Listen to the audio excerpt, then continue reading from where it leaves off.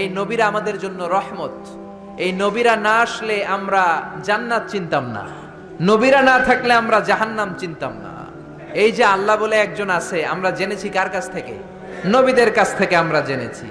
জান্নাত চিনেছি, জাহান্নাম চিনেছি, আখিরাত চিনেছি। এজন্য আল্লাহ বলেন রুসুলান মুবাশশিরিন ওয়া মুনযিরিন, নবীরা হলো জান্নাতের সুসংবাদ দানকারী, নবীরা হলো জাহান্নাম থেকে ভীতি প্রদর্শনকারী। এজন্য নবীরা হলো রহমত। All the prophets are mercy and blessings from Allah to us. আল্লাহর পক্ষ থেকে আমাদের কাছে নবীরা ব্লেসিংস, মার্সি। নবী না থাকলে আমাদের মুক্তির কোনো উপায় ছিল না। এই নবীদের আল্লাহ একটা চেইন করে দিয়েছেন, একটা মালা করে দিয়েছে। এই মালার মধ্যে অনেকগুলো মুক্তদানা আছে। এই মুক্তদানার প্রথম মুক্তদানার নাম হচ্ছে সাইয়েদানা আদম। এই মালাটাকে আল্লাহ গাঁথা শুরু করেছেন সাইয়েদানা আদমকে দিয়ে, শেষ করেছেন বিশ্বনবীকে দিয়ে। বিশ্বনবীর পরে কোনো নবীও নাই, রাসূলও নাই। এজন্য আল্লাহ বলেন মা কানা মুহাম্মাদুন আবা আহাদিম মির রিজালিকুম ওয়ালাকিন রাসূলুল্লাহি ওয়া খাতামান নাবিয়্যিন। মুহাম্মদ তোমাদের কারো পিতা নয়। বিশ্বনবীর কোন ছেলে সন্তান বেঁচে ছিল না, সব মেয়ে। বিশ্বনবী বলেন তিনটা জিনিস আমার কাছে প্রিয়, তিনটা জিনিস দেখলে আমার চোখটাকে ঠান্ডা করে দেয়। কে? এক হলো সালাত, এক কি? কুররাতু আইনি ফিস সালাত, নামাজ আমার পছন্দ। দুই নম্বরে মেসওয়াক করা আমার কাছে সবচাইতে পছন্দ।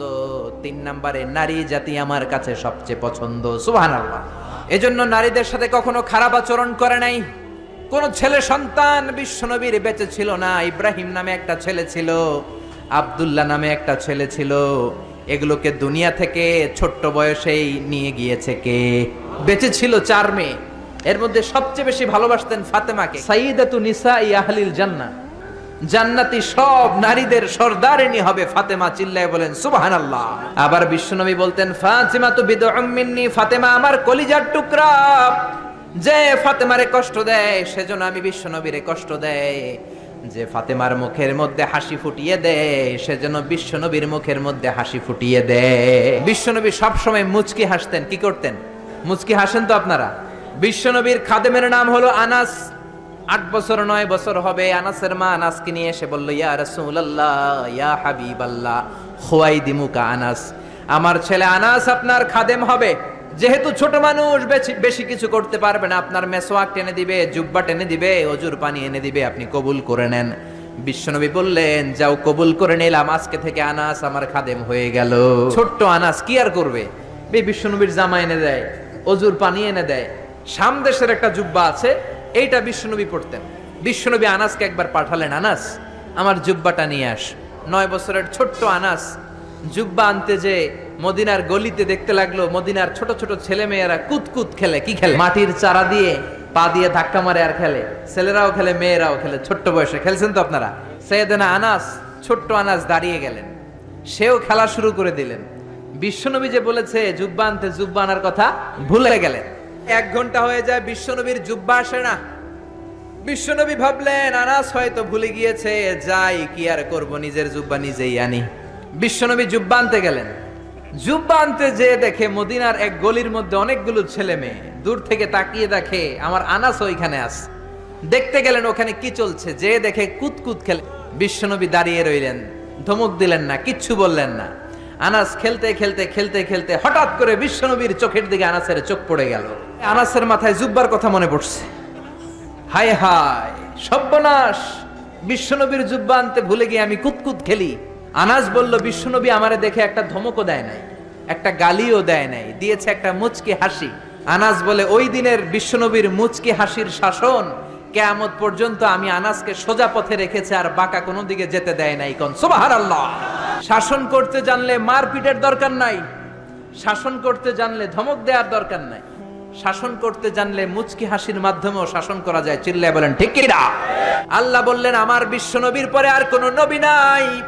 ওই যে আমি বিশাল একটা মালা গাঁথতে শুরু করেছি আদমকে দিয়ে, ওই মালাটা শেষ করেছে বিশ্বনবীকে দিয়ে। ঠিক কিনা? এজন্য বিশ্বনবী বলতেন লা নাবিয়্যা বা'দি ওয়ালা রাসূলা, আমার পরে কোনো নবী নাই, আমার পরে কোনো রাসূল নাই। তবে লাউ কানা বা'দি নাবিয়্যুন লাকানা উমর, আমার পরে যদি নবী হওয়ার যোগ্যতা কারো থাকে, আমার সাহাবা ওমরের সেই যোগ্যতা আছে।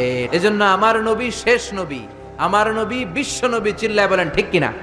আবার বুখারীর বর্ণনায় বিশ্বনবী বললেন, আল আম্বিয়া ইখওয়াতুন আল্লাহ, নবীরা ভাই ভাই, শরিয়াতুহুম শাত্তা, তাদের শরীয়ত ভিন্ন, তাদের রুলিং ভিন্ন, তাদের কোডিং সিস্টেম ভিন্ন, কিন্তু দীনুহুম ওয়াহিদ, সব নবীর ধর্মের নাম একটা, সেটা হচ্ছে ইসলাম। এই জন্য নবীরা ভাই ভাই, তাদের শরীয়ত ভিন্ন হতে পারে কিন্তু ধর্ম একটা, ধর্মের নাম কি? এজন্য নবীদের জীবনী থেকে শিক্ষা নেয়ার দরকার আছে না নাই? নবীরা আমাদের মডেল। শাহরুখ খান আমাদের মডেল নয়, নেইমার আমাদের মডেল নয়, মেসি আমাদের মডেল নয়, আমাদের মডেল হচ্ছে বিশ্বনবী, চিল্লায় বলেন ঠিক কিনা? নবীরা আমাদের মডেল, নবীদের মুমিন বিবিরা আমাদের মডেল, ফেরাউনের স্ত্রী আসিয়া আমাদের মডেল।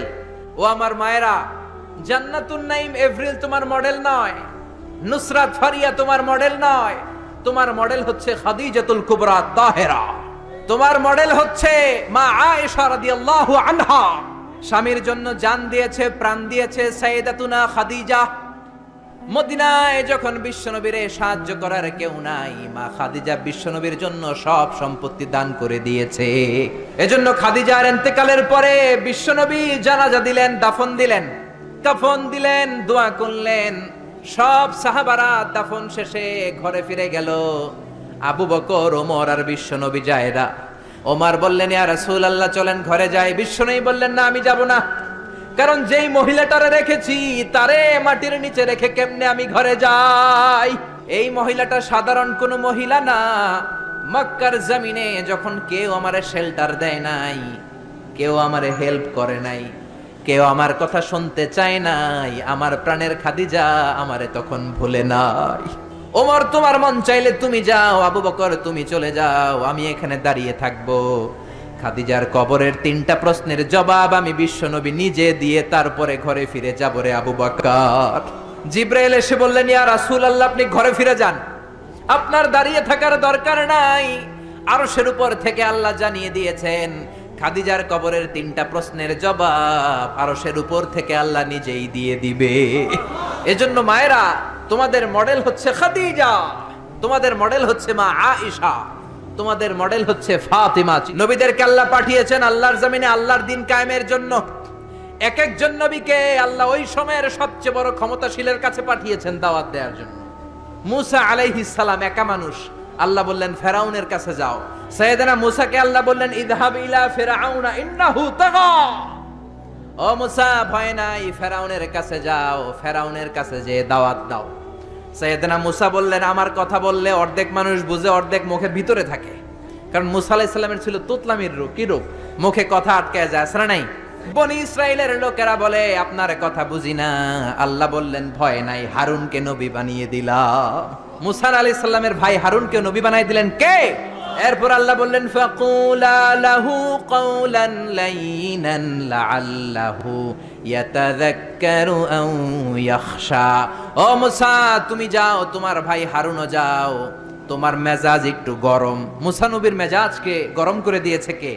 তোমার মেজাজ একটু গরম, কিন্তু জিহ্বা বানিয়েছি নরম। তোমার নরম একটা জিহ্বা দিয়েছি, ফেরাউনের কাছে গরম মেজাজটা নিয়ে যেও না, নরম জিহ্বা দিয়ে দাওয়াত দাও, কবুল করে ফেলবে। সুবহানাল্লাহ পড়েন। সব নবীর উপরই বিরোধিতা এসেছে, কোন নবীরই দাওয়াতি কাজের রাস্তাটা রেড কার্পেট রিসেপশন ছিল না। এটা মনে করবেন না নবীরা জান্নাতের সর্দার হবে, দুনিয়াতে খুব আরাম করছে। নো, কোন নবীরে তার এলাকায় লাল গালিচার সংবর্ধনা দেয়া হয় না, দেয়া হয়েছে মাই। এক এক নবীকে মারতে মারতে আধা মরা করা হতো। সাইয়েদনা নূহ আলাইহিস সালাম 950 বছর দাওয়াত দিলেন। 950 বছরের দাওয়াতে তার ডাকে সাড়া দিয়েছে মাত্র 80 জন। সাইয়েদনা নূহ আলাইহিস সালাম বললেন, রব্বি ইন্নী দাউতু কওমি লাইলা ওয়া নাহারা। ও রব, আমি দিন রাত খালি দাওয়াত দিছি, ফালাম ইয়াজিদহুম দুআই ইল্লা ফিরারা। যখন দাওয়াত দিতে যেতাম আমার উম্মতেরা ভেগে ভেগে যেত। এই যে আমি দাওয়াত দিতেছি, আপনারা কি ভেগে যাইতেছেন? কিন্তু নবীদের বিষয়টা এমন ছিল না। নবীরা দাওয়াত দিতে দিতে হয়রান হয়ে যেত। সাইয়েদনা নূহ এমন কোন ধরনের শাস্তি নাই যে শাস্তি দেয়া হয় নাই। পৃথিবীর সবচাইতে সেরা লোক, এই নবীরে ধরে ধরে পিটানো হতো, কুকুর দিয়ে লেলিয়ে দেয়া হতো। তারপরে উনি দোয়া করলেন, রব্বিলা তাদার আলাল আরদি মিনাল কাফিরিনা দাইয়ারা।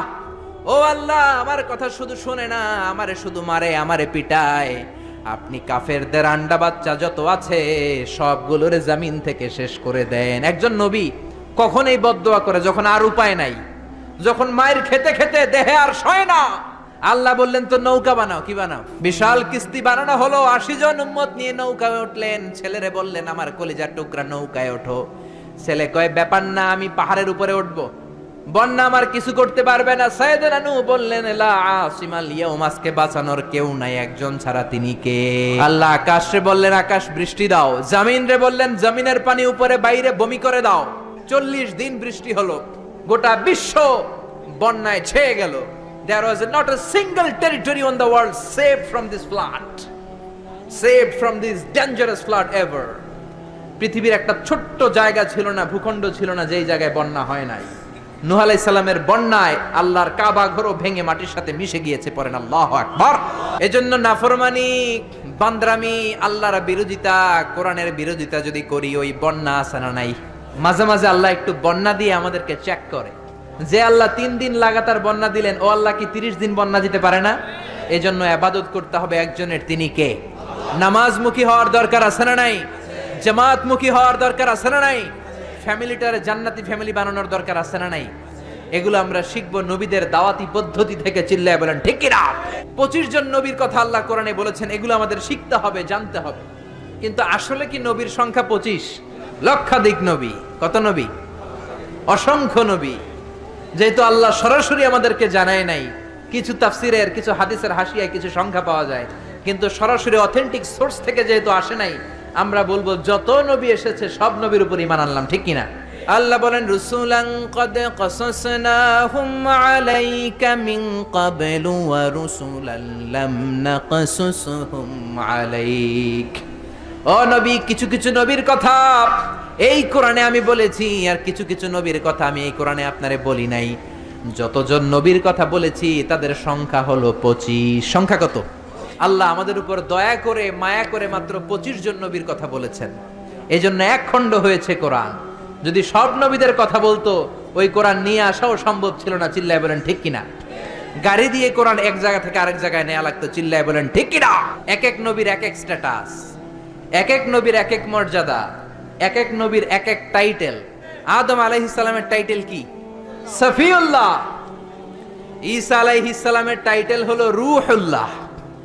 ইউসুফ নবীর টাইটেল হলো জামিলুল্লাহ। এভাবে এক এক নবীর এক এক মর্যাদা দিয়েছে কে? এজন্য নবী রাসূলরা হচ্ছে আমাদের জন্য রহমত। তাদের আনিত শিক্ষাগুলো আমাদের জীবনে বাস্তবায়ন করতে হবে। রাজি আছেন তো? আল উমুর আল মুতাআল্লাকা বাইনা জামিউল আম্বিয়া, এমন কিছু বিষয় যেগুলো সব নবীর সাথে ছিল। নাম্বার ওয়ান হচ্ছে রেভেলেশন। রেভেলেশনের আরবি হচ্ছে আল ওয়াহি, ওহী। সব নবীর কাছে ওহী দিয়েছে কে? ওহী ছাড়া কি নবী হওয়া যায়? এজন্য আল্লাহ বলেন ইন্না আওহাইনা ইলাইকা কামা আওহাইনা ইলা নূহিন ওয়ান নাবিয়িনা মিন বা'দি। ও নবী, আমি আপনার কাছে ওহী দিয়েছি যেমনটি আমি ওহী দিয়েছি সাইয়েদনা নূহ আলাইহিস সালামের কাছে, যেমনটি আমি ওহী দিয়েছি সব নবীদের কাছে। ওহী হচ্ছে গোপন বার্তা। সব নবীর কাছে এই গোপন বার্তা আসতো। সব নবীদের কথা একরকম ছিল। কোন নবীর কথার সাথে কোন নবীর কথার কোনো ব্যামিল ছিল না। এজন্য আল্লাহ বলেন ওয়ামা ইয়ানতিকু আনিল হাওয়া ইন হুয়া ইল্লা ওয়াহয়ু ইউহা। আমার নবী হাওয়া থেকে কথা বলেন না, মন গড়া কিছু বলেন না। রব্বুল আলামিন যখন নবীর কাছে ওহী পাঠিয়ে দেন, ওহী শুনে শুনে ওই কথা বলেন। সব নবীর কাছে আল্লাহ ওহী পাঠিয়েছেন। ওহী ছাড়া নবী হতে পারে? 2 নাম্বার হলো আল খুলুকুল হাসান। আল খুলুকুল হাসান মানে সুন্দর চরিত্র, গুড ক্যারেক্টারিস্টিক্স, ভালো চরিত্র। এজন্য সব নবীকে আল্লাহ দিয়েছেন আল খুলুকুল হাসান, সুন্দর চরিত্র। আমার নবীর চরিত্র ফুলের চাইতেও পবিত্র। পা থেকে মাথা পর্যন্ত একটা দাগ ফেলানোর মতো জায়গা আল্লাহ রাখে নাই। চিল্লায় বলেন ঠিক কিনা? বন্ধুদের সাথে যেমন আচরণ করতেন, বিবির সাথে তেমন আচরণ করতেন, কর্মচারীদের সাথে তেমন আচরণ করতেন, জিহাদের ময়দানেও তেমন আচরণ করতেন। বিশ্বনবীর বিচার ছিল ইনসাফপূর্ণ বিচার। বিশ্বনবীর আচরণ ছিল মানবতার জন্য শান্তির আচরণ, শান্তির পয়গাম। 3 নাম্বার হলো তাওহীদ, সব নবী তৌহিদের দাওয়াত দিয়েছে। সব নবীরা বলেছেন ইয়া কওমি ইবুদুল্লাহা মা লাকুম মিন ইলাহিন গায়রু, ও আমার কওমের লোকেরা, আল্লাহ ছাড়া কারো ইবাদত করো না। কি হলো তোমাদের? ইবাদত করলে করতে হবে একজনের, তিনি কে? এজন্য খবরদার, চাইতে হবে একজনের কাছে। মাজারে যে চাওয়া যাবে না, মরা লাশের সামনে দাঁড়িয়ে চাওয়া যাবে না, চাইতে হবে আল্লাহর কাছে। কেউ যেটা পারে না সেটা পারে কে? এটা হচ্ছে তাওহীদ, ওয়াননেস অফ গড।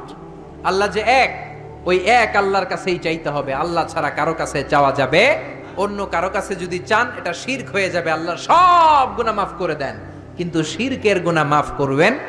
এজন্য হাদিসে কুদসিতে আল্লাহ বলেন, আমার কোন বান্দা যদি কিয়ামতের কঠিন ময়দানে পাহাড় পরিমাণ গুনাহ নিয়ে, সাগরের জলরাশি পরিমাণ গুনাহ নিয়ে হাজির হয়ে যায়, আর ওই গুনার মধ্যে যদি শিরকের গুনাহ না থাকে, আমি আমার বান্দার কাছে পাহাড় পরিমাণ ক্ষমা নিয়ে হাজির হয়ে যাব। সব সময় আল্লাহর কাছে চাইবো। আমরা সবাই হচ্ছে মুওয়াহিদুন, আমরা এক আল্লাহয় বিশ্বাসী। চিল্লায় বলেন ঠিক কিনা? 4 নাম্বার কমন বিষয় হচ্ছে সব নবীরা মাসুম ছিলেন। কি ছিলেন?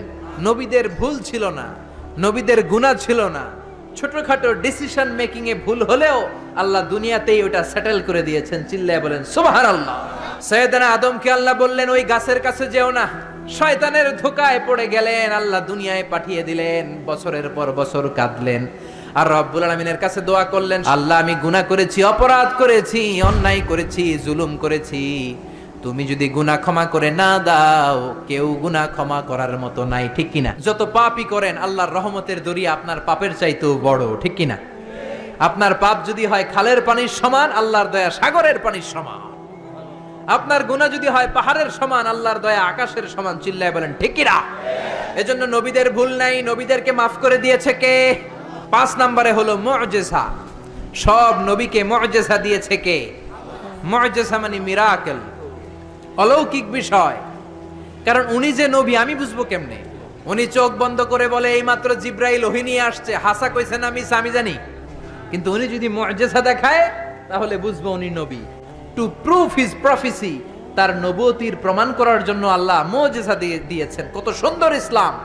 নবীকে এমনি এমনি পাঠায় দেন নাই, সাথে করে মুআজিজাও দিয়েছে। চিল্লা এখন ঠিক কিনা? ইউসুফ আলাইহিস সালামের মুআজিজা হচ্ছে তাবিরুল আহলাম। তিনি স্বপ্নের ব্যাখ্যা করতে পারতেন। কি? উনি যা বলতেন তাই হয়ে যেত। এজন্য স্বপ্ন দেখলেই ইচ্ছামতো কারো কাছে বলবেন না, স্বপ্ন আলেমের কাছে বলবেন অথবা শুভাকাঙ্ক্ষীর কাছে বলবেন। বিশ্বনবী বলেছেন লা তাকুসুর রুইয়া ইল্লা আলা আলিমিন আও নাসিহ, তোমার শুভাকাঙ্ক্ষী কিংবা জবরদস্ত কোন বড় আলেমের কাছে ছাড়া স্বপ্নের কথা বলা যাবে না। কারণ ফাইন্নার রুইয়া তাকাউ আলা মা তুআব্বার, স্বপ্নের ব্যাখ্যা যেমন করা হয় ঠিক তেমনই হয়ে যায়। যেরকম ঠিক কিনা? ইসমাইল নবীর জীবনের একটা মুআজিজা আছে। ওই মুআজিজাটা হচ্ছে ওনার পায়ের ধাক্কায় আল্লাহ জমজমের কুয়া সৃষ্টি করে দিয়েছেন। কোন সুবহানাল্লাহ। সুলাইমান আলাইহিস সালামের মুআজিজা হচ্ছে ওয়া উল্লিমনা মানতিকাত তাইর ওয়া উতিনা মিন কুল্লি শাই। উনি পাখির ভাষা বুঝতেন। যে কোনো পাখি কথা বললেই সুলাইমান আলাইহিস সালাম পাখির ভাষা বুঝে ফেলতেন। চিল্লায় পড়েন আল্লাহু আকবার।